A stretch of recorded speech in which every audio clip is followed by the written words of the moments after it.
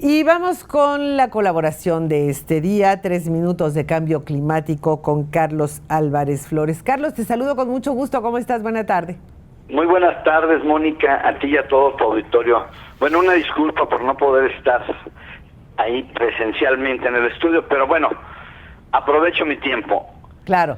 Sí, 16 o 17 estados de la República Mexicana están en lo que ahora conocemos como estrés hídrico. Bueno, son las palabras que inventamos. Quiere decir que no tenemos agua, en pocas palabras.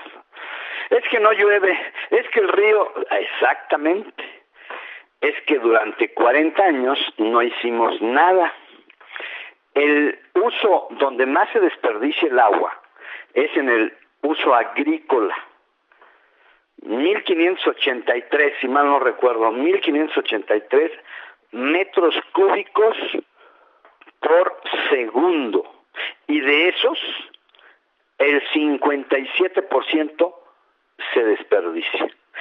Ese desperdicio en México equivale más o menos a 2.4 o 2.5 veces el volumen de agua de todas las ciudades del país. O sea, estamos desperdiciando 2.5 veces el consumo total de todos los mexicanos en nuestros hogares.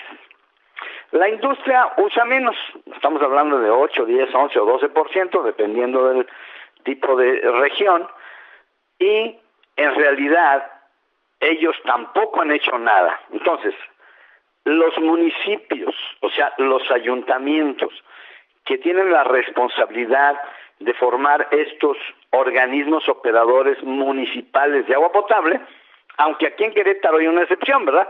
Querétaro no tiene el organismo, sino que aquí tenemos una comisión estatal de agua, la CEA, la poderosísima, riquísima y gigantesca ASEA.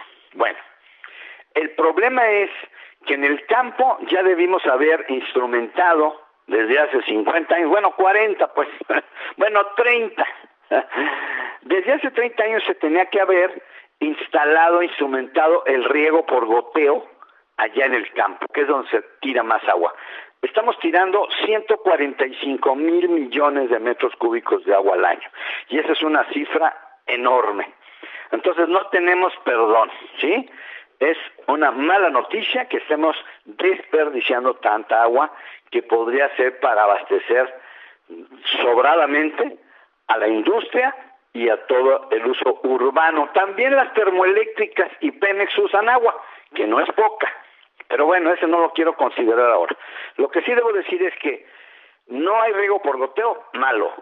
Y los ayuntamientos y la industria no tienen plantas de tratamiento de aguas residuales descarga cero, o sea, que reciclen el agua.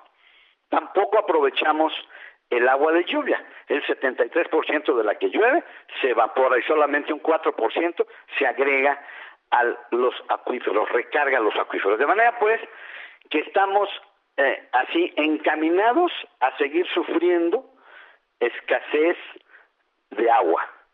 Querétaro, Morelia, Saltillo, Tijuana, Mexicali, Aguascalientes, nada más por mencionar algunas, seguramente pueden, si no hacemos nada, puede que entren en la crisis que hoy vive Monterrey. De manera pues, y se me escapa lo más importante, ya para terminar, Mónica.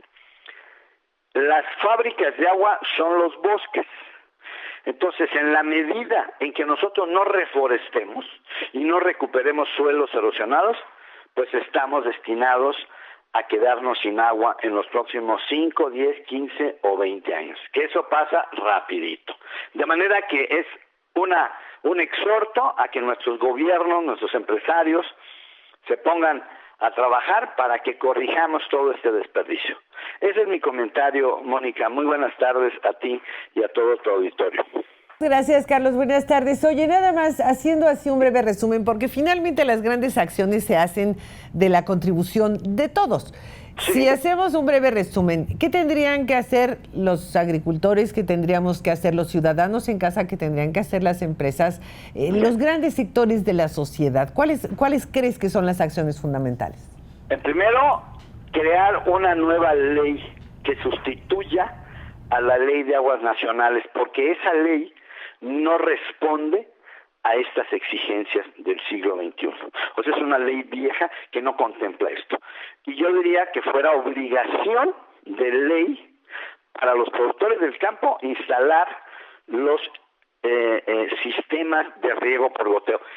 El riego por goteo es muy fácil, son un tendido de tubitos de plástico, porque ahora lo que nos sobran son plásticos, con una bomba.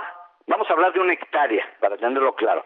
1 hectárea cultivada debe tener una bomba de 3 caballos, vamos a decir, y un almacén de agua, un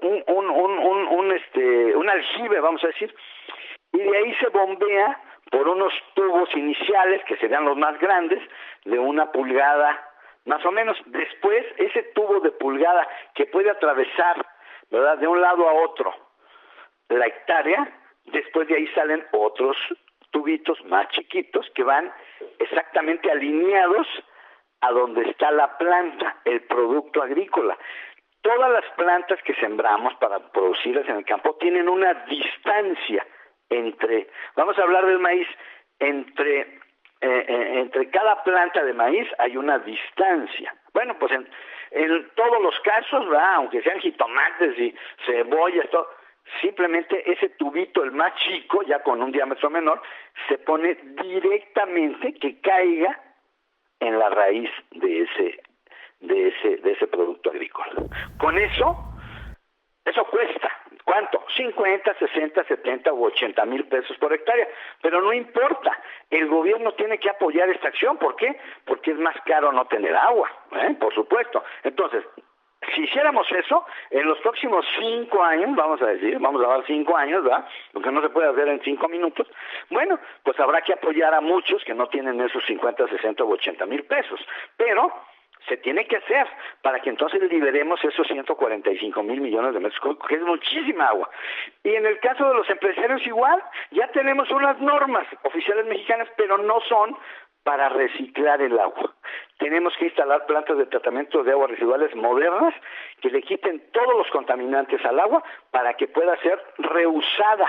Y eso también aplica para la SEA y para todos los organismos operadores municipales de agua potable. O sea, las plantas que hoy usamos no sirven para eso, no sirven para reusar el agua, sirven para quitarle un poquito de contaminantes y luego vertir el agua a un cuerpo de agua.